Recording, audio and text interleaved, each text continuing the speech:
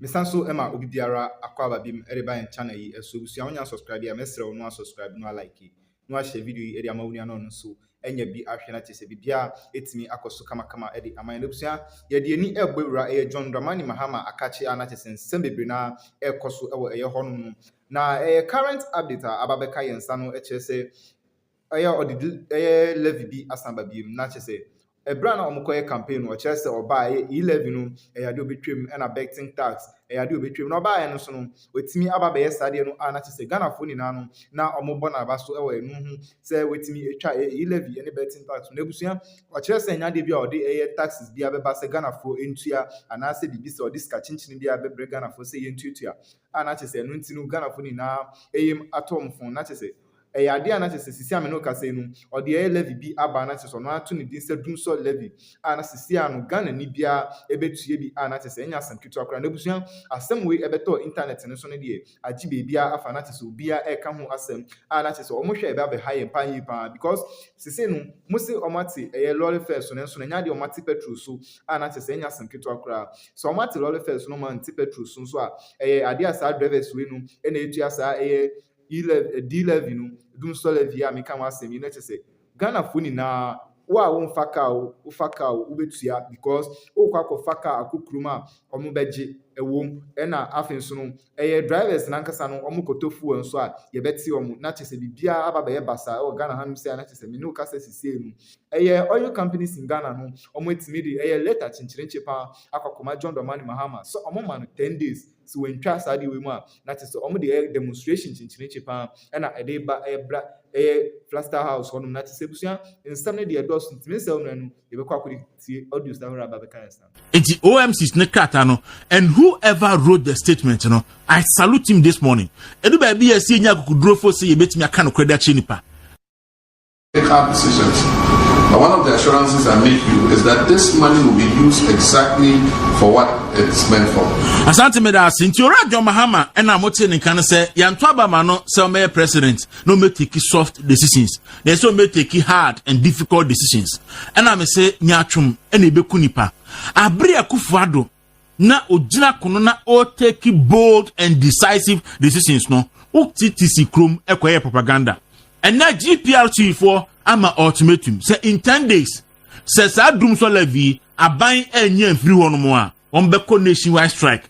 And you support one because this very tax no every Ghanaian living everywhere will be party will pay the Dumso Levy. Every Ghanaian who cow who nikau ubetua because ene ubefo trotro okotofu la ya de beto so e de amomo asante me yanken kan oil marketing companies for krata omo trade koma aban no na krata we emu asem no wiram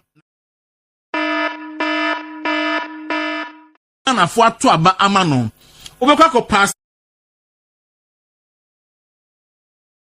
aga na fo ada uwi a holiday a yenkwa adwuma no ne what truck on a holiday na odia serve workers no OMCs no on a Sunday ne what catch from say Monday or start implementation and what share OMCs no krata na omo trade come aban na you can clearly see say OMCs no they were on point and the krata ni by yanken kan na yenhwe 8 June ni endra kwasiada or say the Commissioner General Ghana Revenue Authority Accra Ghana DSM tariff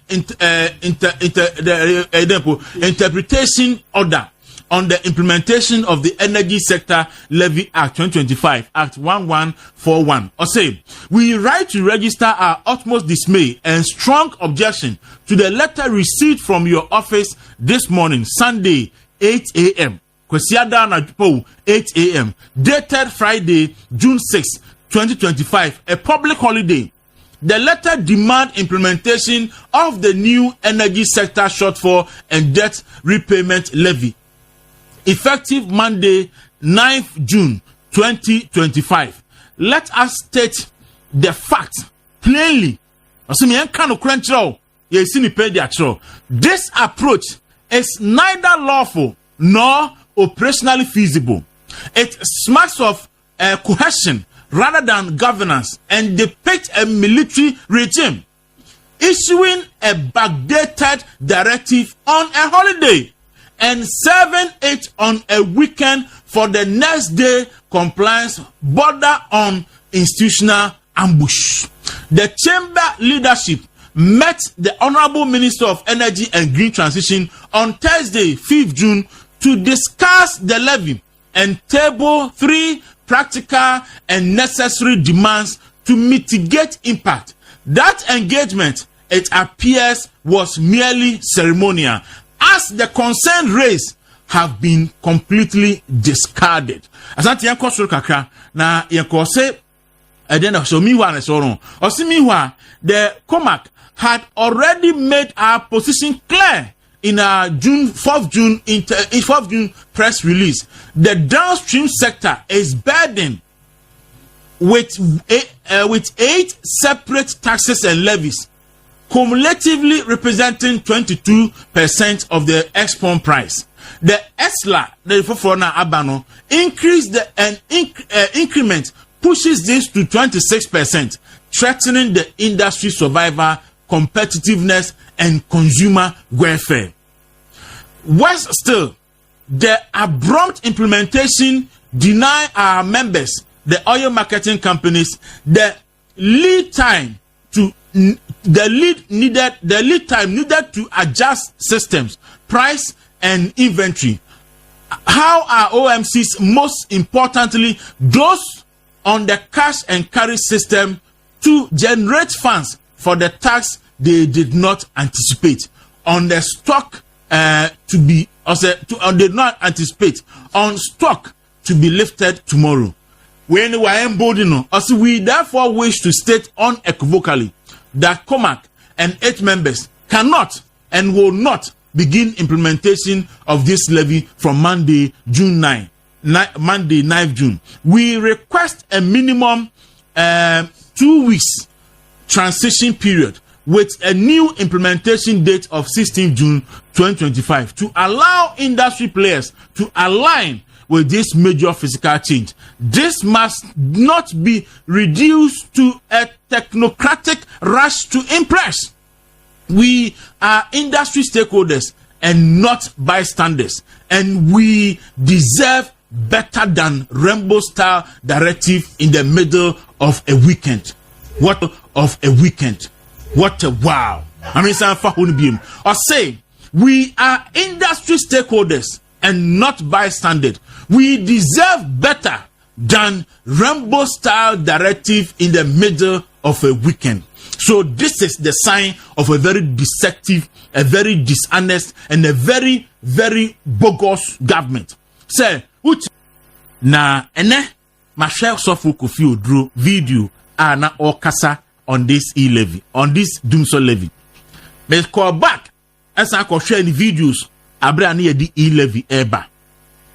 Ochina, I will show you the 2 videos and then you decide for yourself. John Mahama Braso there, I say, Mr. President, ain't you know, ECG officials no, what the tax in the bomb because what's na wana. Beku for the Braso there, or say, yeah, the nonsense must stop. That is the kind of society I will ene. Ain't he? And that when we John Mahama say uhia. It's OMC's nekatano, and whoever wrote the statement, you know, I salute him this morning. Edu baby a senior could draw for say you bet me a kind of credit chinipa. And that can actually be so on the appointment. I can't yanchi won't me nano. Say near per appointment. Munchi won't me nina. Say na can actually be a per appointment. What J appointment can actually be. Say munchi won't me as ye kun and na galam say a training power Ghana. And this is for and a galam say. Nipa awo ewo Ghana. That your my Ghana more hypocrisy, dishonesty, any greed, and that is we all will account. Levy buy will be any church in Levy chain. Because on behalf of the ministry, we paid see one day we paid Levy early morning 30,000 Levy. We were transferring 300,000 Ghana cedis for cement from the factory. We paid levy 30,000 in the morning, one go. It means when we talk about woman to Yeah, 30,000 one morning.